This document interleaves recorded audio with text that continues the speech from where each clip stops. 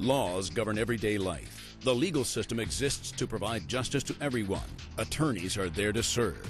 If bankruptcy looms, if the police come knocking on your door, if your constitutional rights have been violated, or if you or a loved one have been injured through no fault of your own, we depend on them to defend our rights. Many are intimidated by the complexities of the law. Our mission is to help you navigate the legal system, to provide you with news you can use on Talking Law TV. Hello and welcome to Talking Law TV. I'm your host, Michael Short. On this episode, Doug Andrews will talk about the Intoxilyzer 5000, Gene Brooks will talk about auto insurance, and we have a special guest, Ron Roberts of the Rape Crisis Center. So stay tuned. We'll be right back. Who defends the Constitution when somebody challenges its authority? For more than 200 years, our courts and the judges, juries, and lawyers who serve justice every day have protected American freedoms by upholding the Constitution as the highest law in the land. America won't work without fair and impartial courts. State Bar of Georgia, lawyers dedicated to the Constitution's promise of justice for all.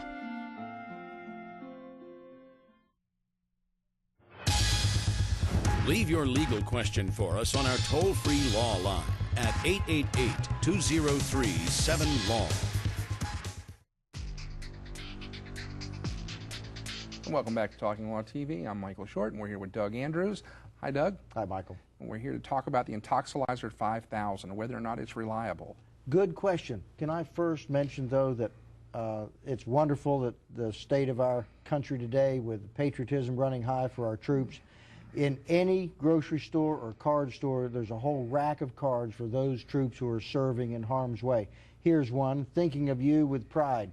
And we wanted you to know we're proud of all the work you do, so this comes to tell you, those back home, remember your sacrifice. So send a card to a troop you love. Good idea, Doug. Okay, the Intoxilyzer 5000. Sounds like one of those machines that should be making a drink when you get home. Well, you know, when you talk about the Intoxilyzer 5000, you describe it to somebody, all of the definitions it has will fit a washing machine. In many ways, it's the same components, and it should have a different outcome. Well, except one makes you spin, and you start out clean. And one might be spun dry. This is true. And you may end up dirty. I remember the time you were spun dry. No. Well, that was a long time ago. Well, so let's talk about the Intoxilyzer a little bit. It's an interesting instrument, is what the state expert is trained and coached to call it. Those in the know call it a machine. What do you think it measures? I would imagine it's some kind of reads gases from your breath. Well, that's what it's. Everybody thinks it's measuring alcohol. It's not. It's computing alcohol by measuring light. You know that we have a wonderful electromagnetic spectrum in our world, and everything from microwaves to X-rays, infrared. So this measures light at the infrared spectrum, and it's supposed to use 3 different megahertz of frequencies, and if something comes through, and we'll show a slide in a minute, on filter,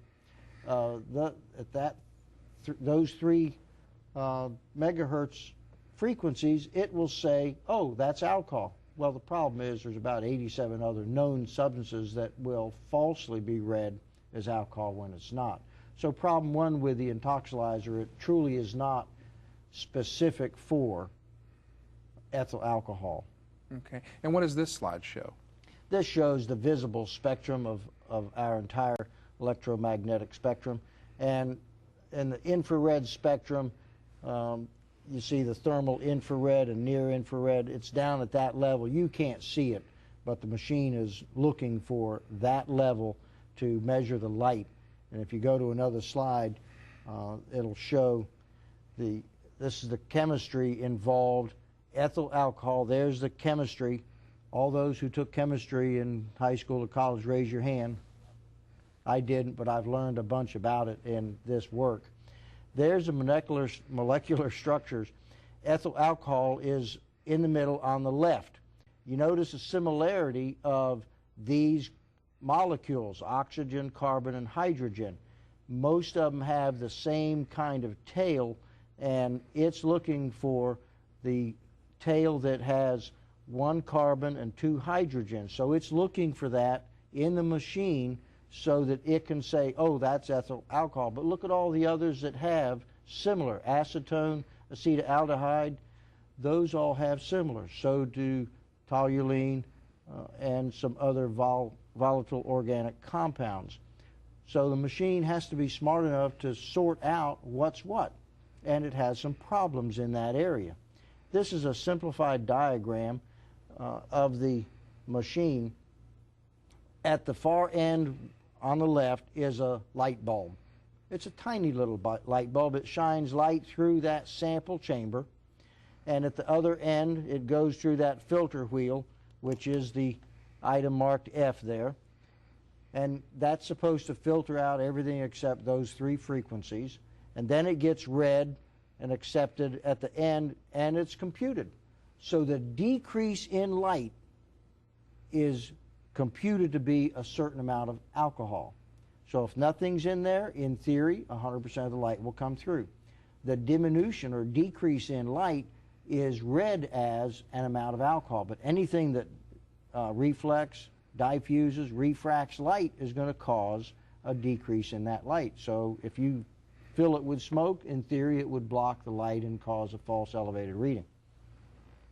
So that's the little light bulb. It's a quartz bulb, costs about 98 cents, and that's the light emitting lamp that sends light through that chamber where the alcohol that you blow goes through the chamber.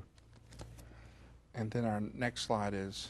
That's the sample chamber. It's about the diameter of a 25-cent piece, a quarter, and it's about 7.5 inches long.